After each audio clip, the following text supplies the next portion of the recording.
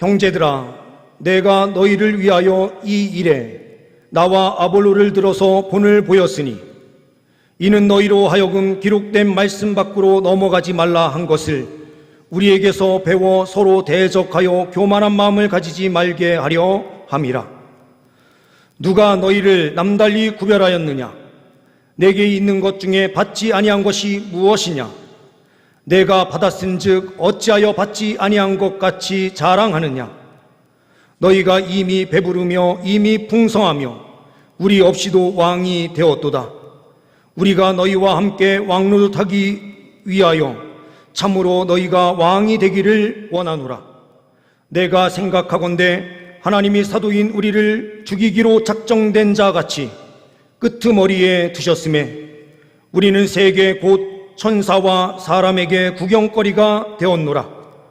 우리는 그리스도 때문에 어리석으나 너희는 그리스도 안에서 지혜롭고 우리는 약하나 너희는 강하고 너희는 존귀하나 우리는 비천하여 바로 이 시각까지 우리가 줄이고 목마르며 헐벗고 매맞으며 정처가 없고 또 수고하여 친히 손으로 일을 하며 모욕을 당한즉 축복하고 박해를 받은즉 참고 비방을 받은즉 권면하니 우리가 지금까지 세상에 더러운 것과 만물의 찌꺼기 같이 되었도다. 아멘. 오늘 본문 말씀 고린도전서 4장 6절에서부터 13절 말씀을 통해서 성숙한 성도라는 제목으로 함께 말씀을 나누려고 합니다. 성숙한 성도가 어떠한 사람입니까? 오늘 본문 말씀에서 이 사실을 우리에게 분명하게 말씀해 주고 있습니다. 첫 번째로는 성숙한 성도는 하나님의 말씀 안에서 산다라는 것입니다. 6절 말씀을 보게 되면 이렇게 말씀합니다. 형제들아, 내가 너희를 위하여 이 일에 나와 아볼로를 들어서 본을 보였으니 이는 너희로 하여금 기록된 말씀 밖으로 넘어가지 말라 한 것을 우리에게서 배워 서로 대적하여 교만한 마음을 가지지 말게 하려 함이라. 말씀 밖으로 넘어가지 말라라고 말씀하고 있습니다. 우리의 생각은 말씀 바깥에서 자유와 기쁨을 누리는 것이 더 좋은 생활이 아닌가라고 생각할 때가 있어요. 말씀 안에 있다 보면 제약이 너무 많아요. 그러니 말씀 바깥에서 조금 더 편하게 자유롭게 살 수 있지 않을까라고 생각하지만 성경 말씀에서는 말씀 안에 있는 것이 참 자유다라고 우리에게 선포합니다. 그 이유는 무엇입니까? 말씀의 전체의 모든 내용은 예수 그리스도를 이야기하고 있습니다. 예수 그리스도께서 십자가에 못 박혀 죽으시고 부활하셔서 지금도 영광 가운데 계신데 그분이 우리에게 참 자유와 기쁨을 주시기 때문에 그렇습니다. 제 가운데서 사는 우리의 인생은 삶이 너무나 힘들고 어렵습니다. 무거운 짐이 있습니다. 그런데 예수 앞으로 나오게 되면 그 모든 무거운 짐, 죄의 모든 문제가 다 풀어지고 그 안에서 평안함과 기쁨을 누리게 됩니다. 그러므로 주님께서는 우리에게 말씀 바깥으로 넘어가지 말라, 기록된 말씀 안에서 생활하라 라고 우리에게 명령하시는 것입니다. 준비된 PPT 내용을 하나 보시면은요, 이 그림은 내비게이터 선교회에서 제자 훈련 교재에도 많이 찍혀 있는 핵심 내용입니다. 수레바퀴 모양으로 되어 있기도 하고 어떤 것은 방향키로 되어 있기도 합니다. 이거를 한국에서 번역된 그 내용으로 또한 옆에 제가 하나 더 그림을 삽입했습니다. 중심에 무엇이 있느냐가 중요해요. 이 내비게이터 선교회에서 추구하는 그 핵심 안에는 중심에 그리스도가 있습니다.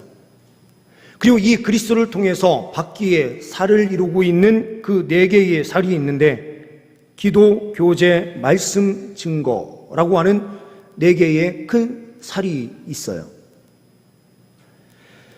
그리고 그 주변에서 이 말씀, 교제, 기도, 증거의 삶을 통해서 순종하는 삶을 살아낼 때에 성숙한 신앙인으로 세워진다라는 것입니다.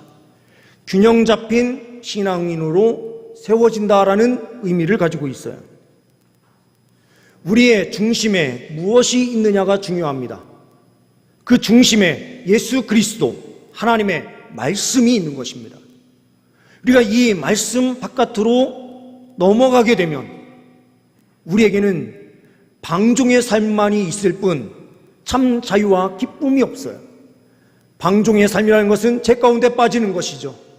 죄 가운데 허덕이는 삶 살다 보면 지치고 쓰러질 뿐입니다. 내려주셔도 좋습니다. 우리가 말씀 안에서 생활할 때에 진정한 승리가 있는 줄 믿습니다. 루카스 함장이라고 하는 대령이 중요한 임무를 맡고 배를 전함을 인도해서 가게 됩니다. 안개가 뒤덮인 밤바다, 조용한 가운데 멀리에서 희미하게 불빛이 보이기 시작합니다. 이대로 가다 보면 저 앞에 있는 불빛을 비추고 있는 배와 충돌하겠다 싶어서 교신 장치를 통해서 교신을 시작합니다. 들립니까? 여기는 루카스 선장. 지금 우리 배와 충돌할 위험이 있습니다. 당장 진로를 남쪽으로 10도 선회하십시오. 그렇지 않으면 우리 배와 충돌합니다. 충성. 저는 이곳을 담당하고 있는 로빈 이병입니다. 함장님께서는 진로를 북쪽으로 10도 선회하십시오. 벌써 위험 지역까지 오셨습니다. 루카스 대령은 나는 영해군의 함장 루카스 대령이다.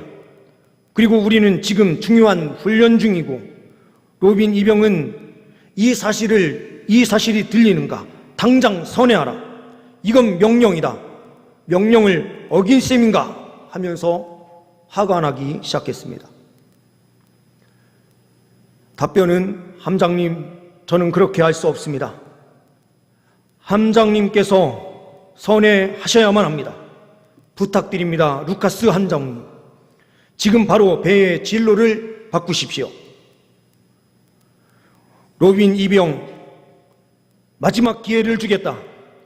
자네는 지금 많은 사람들의 목숨을 굉장히 위태롭게 하고 있다. 이대로라면 우리는 충돌할 수밖에 없다. 지금 당장 항로를 바꾸지 않으면 나는 이병을 군법 회의에 회부하겠다. 그리고 이 배는 전함이란 말이다. 영해군의 전함과 충돌할 생각인가? 군법 회의라는 말 때문에 그런지는 모르지만 이 존슨 이병은 답신을 조심스럽게 다시 보냅니다. 함장님, 죄송합니다. 저는 바꿀 수가 없습니다. 제발 진로를 바꾸십시오. 이곳은 등대입니다. 기준은 어디에 있습니까?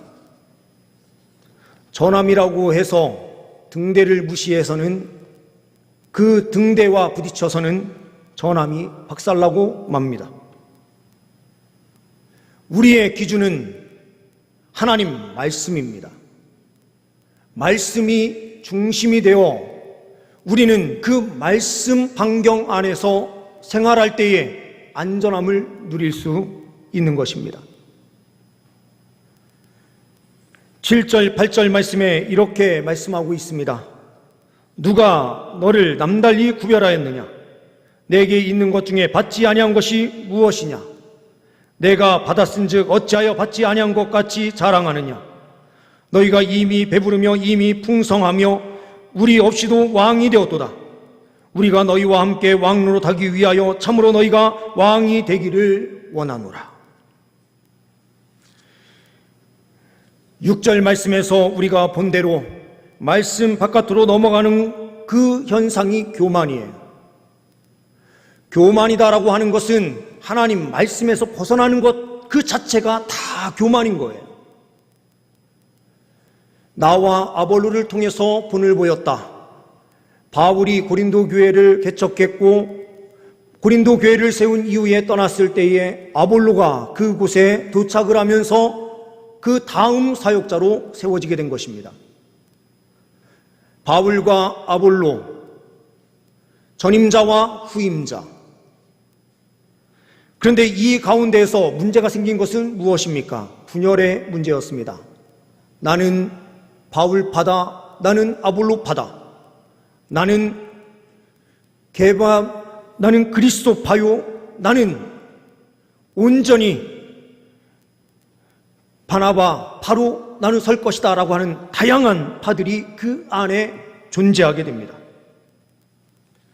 그러면서 서로를 포용하지 못하고 서로에게 대적하는 삶으로 나아가고 있었던 그 땅이 바로 고린도 교회의 땅이었습니다.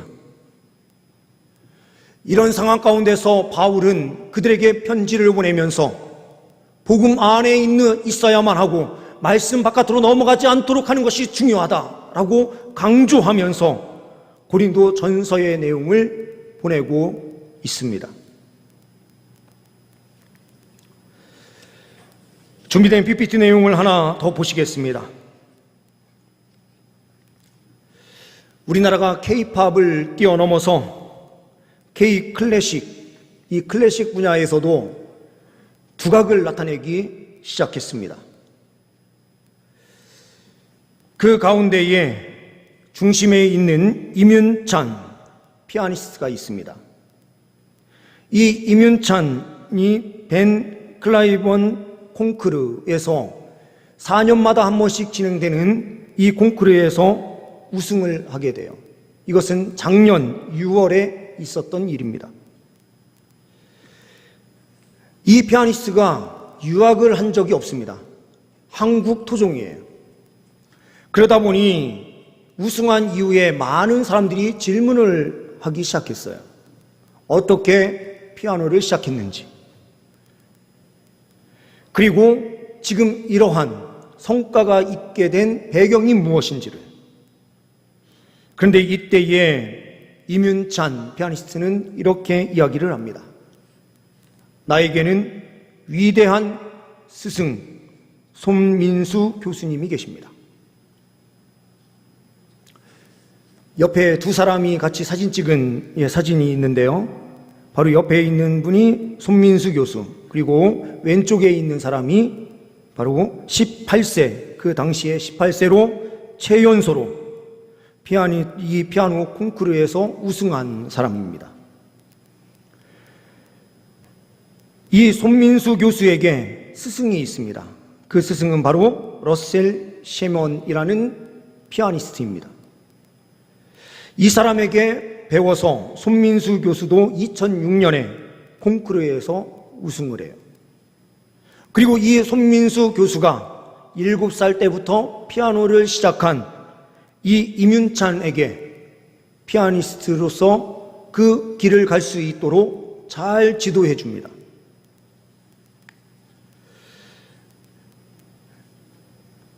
이 임윤찬이 중결승에서 피아노 연주하기 전에 이런 말을 합니다. 이 연주를 러셀 셰먼에게 바칩니다. 이 임윤찬이라고 하는 사람이 있기 위해서는 손민수라는 사람이 반드시 있어야 되고, 그리고 그의 스승인 러셀 셰먼이 있어야만 이 임윤찬이 나올 수가 있는 것입니다. 잠시 내려주셔도 좋습니다. 스승의 역할은 바로 이러한 부분에서 매우 중요합니다. 부모 없이 자녀가 이 세상을 살아간다면 고아처럼 힘들고 어려운 생활을 살 수밖에 없어요. 부모님이 계시니 자녀들의 삶도 보호를 받으면서 살 수 있는 것이죠. 하나님께서 계시니 하나님의 그 은혜로 우리가 사는 거예요. 근데 고린도 교회의 성도들의 모습은 어떠했습니까? 그들은 바울도 배척하고, 그리고 일부의 사람들은 아볼로도 배척하고, 게바도 배척하며 나는 그리스도파다라고 말하는 사람들도 있는 이러한 분열된 상황 가운데 있었습니다. 하나님께서는 성숙한 성도, 성숙한 신앙인이라 라고 하는 것은 나와 조금 다른 생각을 가지고 있는 사람도 함께 포용하면서 달려가는 사람이다라는 거예요. 말씀은 말씀 안에 있는 하나의 바울, 아볼로의 그 가르침, 그것은 성경 안에만 있다면 다 똑같은 것이죠. 조금 살짝 다른 부분이 있어도 그것은 우리가 포용할 수 있는 부분이에요. 장로교, 감리교, 성결교 이렇게 나뉘어지는 이 부분들도 마찬가지이듯 교회 내에 조금 다른 생각을 가지고 있는 사람들도 있을 수 있고 다양한 부류의 사람들이 존재하는데 우리는 사람을 판단하는 것이 아니라 말씀 안에서 함께 할 수 있다면 언제나 받아들이고 포용함으로 달려가야 된다는 것이죠. 그러므로 성숙한 성도는 나의 주장만을 주장하는 것이 아니라 말씀 안에서 함께 포용하고 아름다운 공동체를 이루기 위하여 힘있게 달려가는 것입니다. 두 번째로는 성숙한 성도는 하나님께 맡기는 삶을 삽니다. 9절 말씀을 보게 되면 이렇게 말씀하고 있습니다. 내가 생각하건대 하나님이 사도인 우리를 죽이기로 작정된 자 같이 끄트머리에 두셨음에 우리는 세계 곧 천사와 사람에게 구경거리가 되었노라.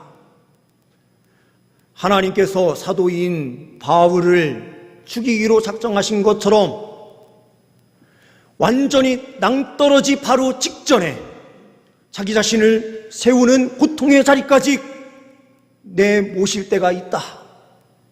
하지만 나는 그 죽음의 그 자리에서도 주님을 신뢰하면서 내가 죽을 수 있다라고 하는 분명한 믿음이 이 안에 들어가 있습니다. 천사와 사람에게 구경거리가 된다라고 하는 것은 어떠한 의미입니까? 이것은 헬라 사람들로부터 당하는 이상한 복음이다라고 하는 수많은 사람들의 이야기. 신이 어떻게 죽을 수 있습니까? 그러나 신이 우리를 위하여 죽었다라고 하는 이 분명한 메시지, 복음의 메시지를 부여잡고 달려가는 바울. 그러니 세상 사람들, 천사와 사람들이 구경거리로 우리를 여기고 있었다라고 하는 이 부분은 우주적으로 수많은 사람들이 우리를 이렇게 구경거리로 삼으면서 하찮은 존재로 여겼다라고 하는 의미예요. 구경거리라고 하는 이 부분은 또한 순교의 장면과도 연결이 되어 있습니다. 준비되어 있는 PPT 내용을 함께 보시겠습니다. 왼쪽의 그림은 장 레온 제롬이라고 하는 화가가 그린 그림입니다. 바닥에 있는 어떠한 장치에 의하여 문이 열리면 사자가 나와요. 근데 사자가 나와서 잡아먹힐 동안 기독교의 그 그리스도인들은 마지막으로 하나님께 엎드려서 간절히 기도합니다. 우리의 영혼을 받아달라고. 그리고 이 순교의 자리에서 주님을 붙잡고 갈 수 있도록 인도해달라고 마지막으로 간절히 기도하면서 나아갑니다. 기도하면서 몸이 찢겨나가고 숨이 끊어지는 그 순간, 그 옆에 있는 그림이 누가 그린 그림인지는 명확하게 알 수는 없지만 사자에 물어뜯기는 그 사람들, 그 위에 천사가 내려와서 그의 영혼을 받아서 간다라고 하는 그림의 내용이에요.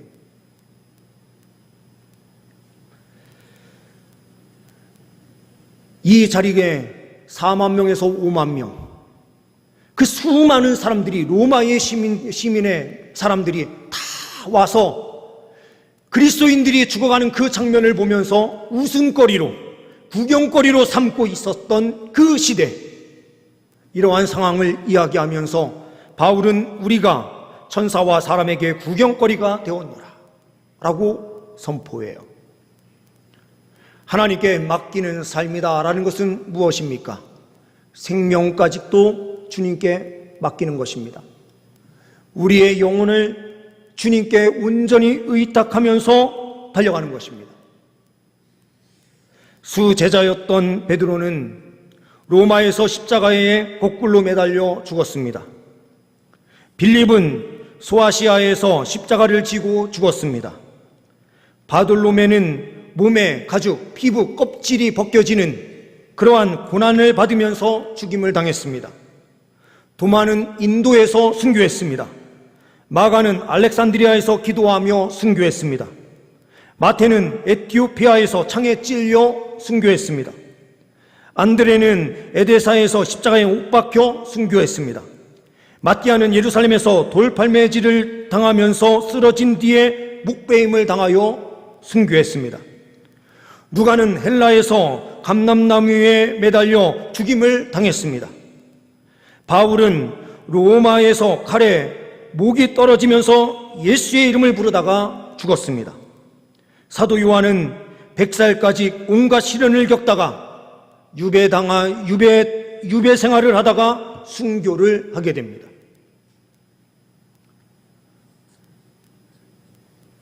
성경에 있었던 모든 제자들이 주님의 복음을 위하여 순교를 했습니다. 모든 삶을 하나님께 의탁하는 삶, 그 삶으로 달려가겠다 결단하는 제자들의 모습을 우리는 말씀을 통하여 보게 됩니다. 성숙한 신앙인은 어떠한 삶을 삽니까? 예수께서 가신 그 길을 묵묵히 따라가는 것입니다. 제자들이 간 그 길을 우리도 기쁨으로 따라갈 때에 성숙한 신앙인이 됩니다. 우리의 순교의 자리, 핍박이 와도 그것을 감당하며 달려가는 그 자리가 어디입니까? 하나님께 온전히 맡겨드리는 삶으로 달려가는 우리 모두가 될 수 있기를 소망합니다. 세 번째로는 성숙한 성도는 하나님께 시간을 드리는 삶을 산다라는 것입니다. 10절 이후의 말씀은 이렇게 말씀하고 있습니다. 우리는 그리스도 때문에 어리석으나 너희는 그리스도 안에서 지혜롭고 우리는 약하나 너희는 강하고 너희는 존귀하나 우리는 비천하여 바로 이 시각까지 우리가 줄이고 목마르며 헐벗고 매맞으며 정처 없고 또 수고하여 친히 손으로 일을 하며 모욕을 당한 즉 축복하고 박해를 받은 즉 참고 비방을 받은 즉 권면하니 우리가 지금까지 세상의 더러운 것과 만물의 찌꺼기같이 되었도다. 바로 이 시각까지 구속함의 은혜를 누린 그 순간부터 바울은 이 시각까지 모든 시간을 하나님께 드리며 나아갔다라고 고백하고 있는 것입니다. 멸시를 받는 자리에서도 줄이고 목마르고 헐벗고 매맞으며 정처가 없고 수고하는 그 모든 과정 속에서도 모욕하는 자를 축복하고 박해하는 자를 그대로 가슴에 품으며 비방을 받을 때에도 권면하여 그들을 주께로 돌이키기 위하여 힘썼던 삶, 전 삶을 주께 내어드리고 있는 바울의 모습을 오늘 말씀을 통하여 우리는 보게 됩니다. 이 삶은 예수님께서 걸어가신 길입니다. 예수님께서도 하나님 말씀 앞에 철저하게 예로 답변하면서 늘 항상 순종의 걸음을 걸어갔고 예수 그리스도와 함께 우리 모두가 살아갈 때에 하나님께서 십자가에 못 박히신 예수 그리스도를 살리시고 저 하늘 보좌 우편에 앉으셔서 영광을 얻게 하시듯 우리에게도 그 영광의 은혜로 함께하여 주시는 줄 믿습니다. 히브리서 12장 2절 말씀은 이렇게 말씀합니다. 믿음의 주요 또 온전하게 하시는 이인 예수를 바라보자. 그는 그 앞에 있는 기쁨을 위하여 십자가를 참으사 부끄러움을 개의치 아니하시더니 하나님 보좌 우편에 앉으셨느니라. 베드로전서 3장 22절은 또한 이렇게 말씀합니다. 그는 하늘에 오르사 하나님 우편에 계시니 천사들과 권세들과 능력들이 그에게 복종하느니라. 모든 것에 복종할 수 있게 된 것은 예수 그리스도께서 십자가에 죽으셨기 때문이요, 주님께서 그 사망 권세를 깨뜨리고 살 수 있도록 살려주시는 은혜로 함께하여 주셨기에, 그리고 저 천국으로 불러들이셔서 보좌 우편에 앉히셔서 모든 것을 통치하시는 그 권세를 주님께서 예수 그리스도께 주신 것입니다. 우리의 시간, 어떠한 시간을 주께 드리고 있습니까? 바로 이 시각까지라고 이야기하는 바울의 고백이 우리의 고백이 될 수 있습니까? 우리는 주일을 주께 시간을 드리고 헌신과 충성으로 나아갑니다. 또한 주일뿐만 아니라 우리는 새벽의 첫 시간을 주님 앞에 기도함으로 시작하고 주께 드리며 나아갑니다. 사회생활도 우리의 삶 전체를 주께 드리며 그 자리에서 순종하며 달려갑니다. 이러한 삶을 통하여 어떠한 역사가 펼쳐져야 됩니까? 바울의 생애를 통하여 믿지 않는 자들이 주께로 돌아왔고 그의 삶을 본 수많은 사람들이 주께로 돌아와 새 생명의 은혜를 누렸습니다. 주님께서는 우리에게도 이러한 사명을 주시고 계십니다. 주님께서 우리에게 말씀하시듯 말씀 안에서 철저하게 순종하는 삶으로 우리의 생명까지도 주께 맡겨드리는 삶으로 달려갈 때에 놀라운 역사가 우리의 삶 가운데 펼쳐질 뿐만 아니라 우리의 시간, 우리의 전 삶을 주님께 온전히 헌신하며 나아갈 때에 주님께서는 마지막 그날에 우리를 가장 높은 자리에 앉히셔서 예수님과 함께 그 모든 영광을 함께 누리도록 주님께서 함께하여 주실 것입니다. 성숙한 성도, 죽기를 각오하는 자리, 시간을 주님께 온전히 드리는 자리, 기쁨으로 순종하며 들어갈 때 말씀 안에 있는 주의 백성들의 삶에 주님께서 풍족한 성령의 은혜로 함께하여 주십니다. 오늘 우리는 전도 대상자를 위하여 기도하는 주일로 삼고 있습니다. 그리고 우리는 강고 시간에 말씀을 드린 대로 1층 식당을 리모델링하여 북카페 작은 도서관으로 바꾸는 일을 우리가 이제 곧 시작하게 됩니다. 전도하는 일이든 어떠한 일이든 돈으로 되는 것이 아닙니다. 우리는 지금 풍족하게 하나님께서 채워주신 은혜가 있어서 돈 걱정 없이 리모델링을 시작하게 됐어요. 이러다 보니 가장 큰 문제는 무엇인가? 기도 없이 리모델링이 진행되는 것은 아닐까? 하나님 앞에 우리의 헌신, 충성이 없이 드려지는 그러한 공사가 아닐까? 염려가 되는 부분이 너무나 많습니다. 교회의 일은 물질이 아니라 성도들의 무릎으로 지어지는 것이요, 주님 교회는 성도들의 기도를 통하여 힘있게 세워지는 것입니다. 주님 공동체가 해야 할 일이 무엇인지, 우리의 시간을 들여서 하나님 앞에 엎드려 기도하고 말씀 안에서 신앙생활하며 순종의 발걸음 걸어갈 때에 주님 공동체는 든든하게 세워지는 것 아닙니까? 지금부터 우리는 더 깨어서 기도해야 합니다. 건물만 화려하게 다시 해 놓는다고 해서 어떤 역사가 일어나는 게 아니에요. 기도하는, 헌신하는 우리 성도들의 삶이 있을 때에 우리 공동체가 새로워지는 거예요. 우리는 이 사실을 잊어서는 안 됩니다. 더욱더 간절히 기도하며 달려가는 우리 공동체,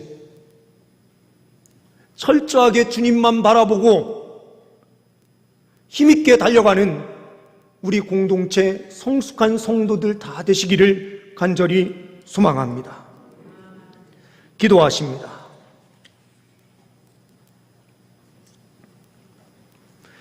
하나님 아버지,